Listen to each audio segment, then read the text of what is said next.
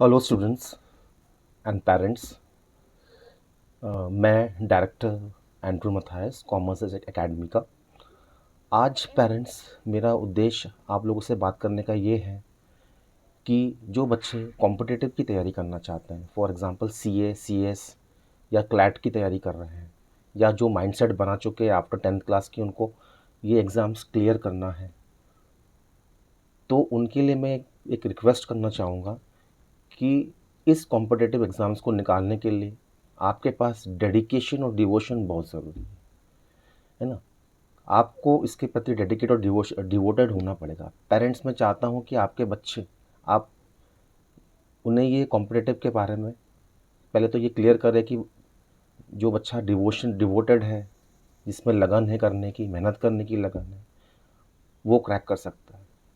हम सोच रहे हैं कि सिर्फ पढ़ लेंगे, आज हो जाएगा, और कल कल नहीं पढ़ा आज पढ़ा, तो इस तरह से कॉम्पिटिटिव क्लियर नहीं हो पाएगा। हमारे इंस्टीट्यूट में हम ये ध्यान देते हैं कि हमारे यहाँ 12 घंटे की रेगुलर क्लासेस हैं। 12 घंटे की रेगुलर क्लासेस आपको डेली मिलेगी।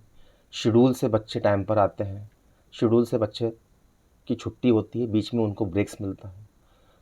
उनको गाइडेंस प्रोवाइड करना, उनको स्ट्रैटेजी, करेक्ट प्लानिंग देना, स्ट्रैटेजी देना कि कैसे आप इस क्वेश्चंस को क्रैक करेंगे, कैसे क्वेश्चंस को आप अंडरस्टैंड करेंगे। इस सेशन में हम हर दिन बच्चों को डीप में पढ़ाते हैं, हर टॉपिक को डीप में पढ़ाया जाता है। ये ऐसा नहीं है कि कोई बोर्ड के एग्ज़ाम्स है और हमने आईएमपी को ढूंढ लिया और पढ़ लिया, है ना। तो मेरा यही हम लोग ध्यान देते हैं विशेष, और मैं बच्चों से मेहनत करवाता हूँ ताकि वो कॉम्पिटिटिव में ये सीए और सीएस की एग्ज़ाम्स क्लियर कर पाएँ। ये एक ऐसा प्लेटफॉर्म मैं प्रोवाइड कर रहा हूँ स्पेशली खंडवा और आसपास के बच्चों को।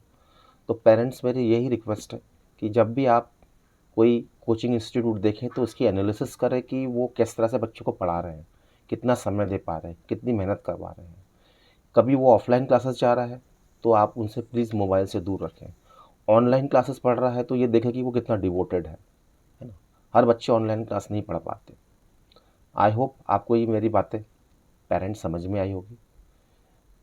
तो प्लीज़ इस पर सोचिए, और मेरी कुछ बातों को, आपको एक्सपेक्टेशन को ध्यान में रखना पड़ेगा कि मेरी एक्सपेक्टेशन बच्चों से क्या है, आपसे क्या है, और आपकी एक्सपेक्टेशन को पूरा करने के लिए मैं बाध्य हूँ।